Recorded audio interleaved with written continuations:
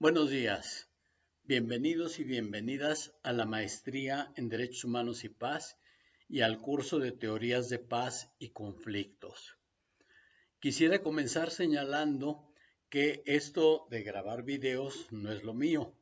Sin embargo, a pesar de la contingencia que ahora vivimos, hay que ir adquiriendo nuevas capacidades y una de estas es hacer este tipo de interacción a distancia. ¿Dónde comienza mi inquietud por el tema de la paz y de los conflictos? Hace muchos años yo era maestro de primaria y buscando alternativas educativas me topé con la librería del Correo de la UNESCO y ahí en algunos números abordaban el tema de la paz, el tema de derechos humanos, desarmar las mentes para edificar la paz, derechos humanos, una tarea inconclusa. Y lo que yo me preguntaba era cómo incluir estos saberes, estas discusiones, estas temáticas en mi docencia con los niños de primaria. Nunca lo logré resolver y siempre era la inquietud. Aquí hay algo que hacer, aquí hay algo que ir trabajando. Pasaron los años y en 1993 en el ITESO me encargan poner en marcha el programa de derechos humanos del ITESO. Yo argumentaba que no era yo abogado, que no era yo relacionista internacional y que por lo tanto pues no era como tal mi tema de trabajo, mi especialidad. Sin embargo, pues me insistieron en que yo asumiera ese encargo. Como señalaba, fue a fines de 1993 y unos meses después viene el levantamiento zapatista en Chiapas y aquí en Guadalajara se hace una marcha por la paz, me piden a mí como parte del ITESO de decir un discurso sobre la paz en la Plaza de Armas y lo que yo constaté, constaté en mí mismo la ignorancia que había sobre el tema. Queríamos la paz, sí, pero ¿qué significaba eso? ¿Qué implicaba? ¿Quién tenía que hacerla? ¿Cuál era el papel de la sociedad civil? Etcétera, etcétera, etcétera. Eh, es entonces cuando empiezo a buscar información, a moverme, etcétera, etcétera, tomando en cuenta una idea que no sé si era la adecuada o no, pero bueno, al menos en ese momento fue la que me dio pistas para trabajar, de que si los derechos humanos estaban plasmados la Declaración Universal a partir de 1948, previamente la firma de los acuerdos de San Francisco hablaban de la paz. Entonces yo intuía que en el fondo de los derechos humanos está el asunto de la paz. Eh, Al menos así lo elaboré y pensándolo ya a posteriori considero que la paz y los derechos humanos son una construcción social, un asunto socialmente establecido, socialmente acordado, pues que cada individuo tiene que írselo reestructurando, reconstruyendo, reformulando en función de sus propios intereses. Como yo comentaba, al no ser abogado, al no ser relacionista internacional, pues mi perspectiva era de otra índole, pues más en términos de emociones, en términos de valores, en términos de procesos formativos, etcétera, etcétera. Y pues desde ahí es desde donde he ido trabajando estos asuntos. Como comento, empecé en la parte educativa.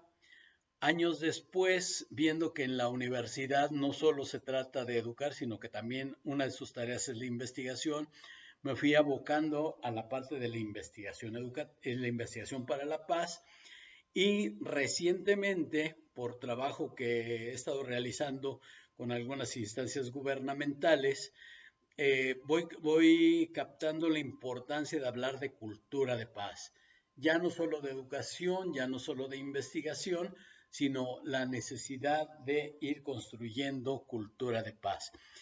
en esa idea, digamos, en esa secuencia, en ese proceso, quiero comentar que el libro que el ITESO me publicó hace un par de años, Construir paz y transformar conflictos, está estructurado en estas tres grandes categorías. Cultura de paz, investigación para la paz, educación para la paz y un capítulo sobre la resumen de la tesis doctoral. Está de libre acceso, si lo quieren bajar de las redes sociales, ahí se puede hacer. Bueno, este asunto de la educación para la paz, el primer libro que revisé hablaba de la necesidad de considerar tres elementos a la par: la violencia, la paz y los conflictos. Para entender la paz hay que entender los tres elementos y la integración que hay entre ellos.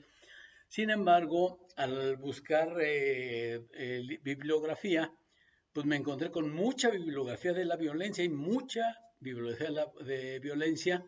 De paz es prácticamente imposible conseguir libros, conseguir literatura, y hay algo de literatura sobre conflictos.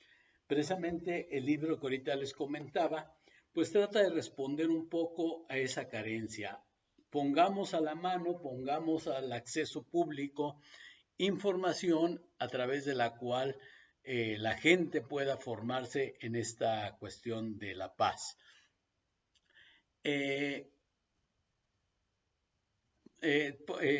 Por el trabajo mismo que realizaba en el programa de Derechos Humanos y Paz, pues cada vez vi que los dos temas, las dos situaciones convergen, pero cada una tiene su propia especificidad, porque los derechos humanos de alguna manera están centrados en la parte del Estado, en la parte gubernamental y en la parte legal.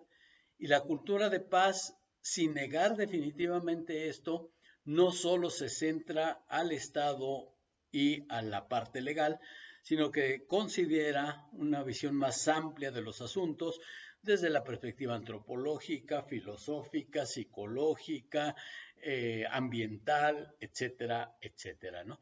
Entonces, sin ser, insisto, sin ser totalmente diferentes, sí tienen sus propias especificidades. Bueno, déjenme ver mi apunte, mi acordeón. Creo que era principalmente eso. En los últimos años me he tenido que meter a otros temas donde pues hay mucho que discutir, mucho que aclarar, mucho que cuestionar. Por ejemplo, hace 3 años me pidieron dar un curso de derecho a la seguridad humana, derechos humanos a la seguridad humana. Revisando la literatura, pues me encontré con eso de que seguridad se homologa a paz. Sin embargo, la seguridad tiene dos pivotes que pues, son diametralmente opuestos a la paz como tal. El asunto del miedo y las amenazas. La seguridad se demanda frente al miedo, frente a la amenaza. Y pues acá cuando hablamos de cultura de paz, hablamos de cuidado, hablamos de empatía, hablamos de otro tipo de valores. Entonces no podemos hoy por hoy homologar seguridad y paz, cosa que en el lenguaje cotidiano está muy instalada. Entonces ahí hay mucho que discutir cuando hablamos de seguridad, ¿qué queremos decir? Otro segundo tema que estuve revisando el año pasado fue el derecho humano a la paz. Como yo les comentaba, siempre entendí que la paz era como el elemento que estaba en la base de los derechos humanos, y entonces al ir investigando sobre el derecho humano a la paz, lo que me encontré es de que no existe como tal una declaración del derecho humano a la paz. Y la pregunta es, ¿Por qué? ¿Por qué no existe esta declaración universal hacia el derecho humano? Lo más que logré encontrar en el 2016, una declaración del derecho a la paz. Se le quita lo humano. Esa declaración del derecho a la paz son 5 artículos y 5 artículos que si ustedes la revisan la declaración, prácticamente eso y nada es bastante parecido. Entonces, la pregunta sería, ¿necesitamos como humanidad contar con una declaración del derecho humano a la paz? ¿Por qué esta situación de quitársele el calificativo de humano? Preguntas y más preguntas. Finalmente, en un proyecto en el que trabaja un jesuita, el tema que tenía que abordar era justicia restaurativa. Justicia restaurativa que me parece hoy por hoy que es el tema en el cual derechos humanos y construcción de paz se pegan por todo lo que tiene que ver con nuevas maneras de entender la justicia. Al hablar de justicia restaurativa, se habla de la importancia de la comunidad, de la importancia de la reconciliación, la necesidad de perdonar, quién debe perdonar, cómo debe perdonar, se puede imponer el perdón, etcétera, etcétera. Tema que hoy por hoy en nuestro México, pues hay mucho que discutir al respecto. Bueno, ya para terminar este rollo, quisiera tomar 2 elementos del curso. El primer elemento es de que este curso es un curso teórico, abstracto, conceptual, y la propuesta sería que al final del curso pudiéramos tener ciertos esquemas claros para poder actuar en la realidad. Uno de mis maestros en el doctorado señalaba que lo importante de la formación en cultura de paz es que la persona cambie, que la persona vea de otra manera las cosas, que tenga una estructura mental que le permita hacer N cantidad de proyectos.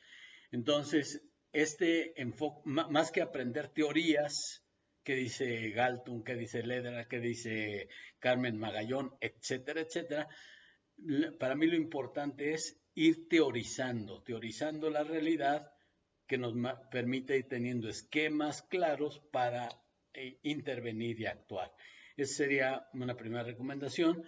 Y una segunda recomendación, en base a la experiencia con un alumno de Puebla, es que ustedes han decidido entrar a la maestría, bienvenidos, y quisiera que entendieran que es un chance que se están dando ustedes mismos para capacitarse, para formarse, para pensar de otra manera, y eso demanda tiempo, demanda dedicación, demanda esfuerzo. Lo que me pasó con esta persona es de que esta persona entró a estudiar, sin embargo su chamba le demandaba y aparte él le dedicaba más cosas, más piensos a la chamba que a el estudio.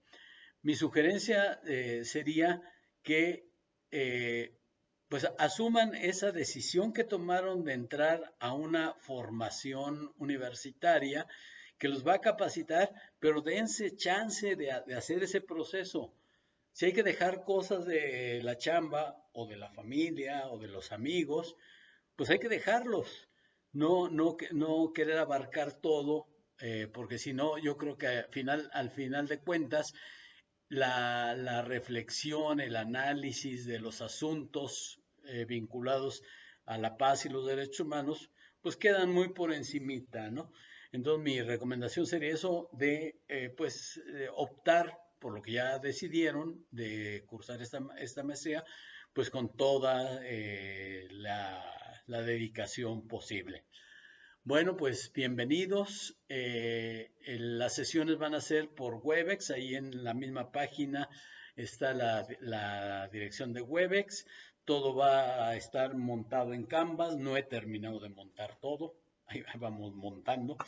Lo que sí, el próximo miércoles les presentaré el programa. Y pues sin más, aquí dejo este mensaje. Saludos, buen fin de semana.